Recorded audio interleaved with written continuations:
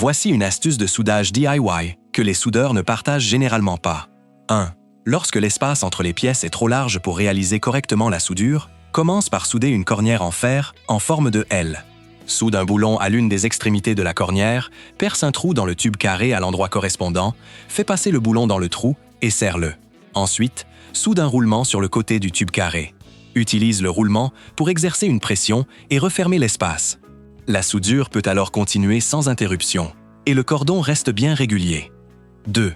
Soude une tige filetée sur le côté d'un tube carré en acier.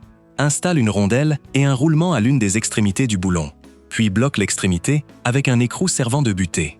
Reproduis la même structure à l'autre extrémité. Soude une barre d'acier sur le dessus pour l'utiliser comme levier de pression. Insère le tube carré dans les fissures entre les rochers et tu pourras soulever facilement de grosses pierres. 3. Tu as oublié d'apporter une machine à souder? Soude une pièce de fer en forme de U sur un écrou, visse-la sur une tige percée, raccorde un fil à l'extrémité de la tige, installe une poignée isolante et insère une baguette de soudure. Ton outil de soudage DIY est maintenant prêt. 4. Soude un assemblage composé de 2 écrous et d'une rondelle à l'une des extrémités d'une barre d'armature. Soude un autre assemblage de 2 écrous à l'autre extrémité pour servir de pivot. Prépare une deuxième barre d'armature de la même manière. Fixe des ressorts entre les côtés intérieurs des 2 barres. Une simple pince à ressort est ainsi terminée, idéale pour les travaux de fixation temporaire.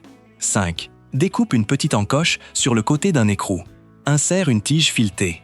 Soude une pièce de fer en forme de U sur le dessus. Enfin, glisse une règle dans la fente. Tu obtiens ainsi un outil de traçage manuel qui facilite les travaux de marquage. 6. Installe un boulon avec des écrous et des rondelles dans un roulement, bloque-le avec 2 rondelles et 2 écrous. Puis, soude l'ensemble de la structure sur un support en acier en forme de U.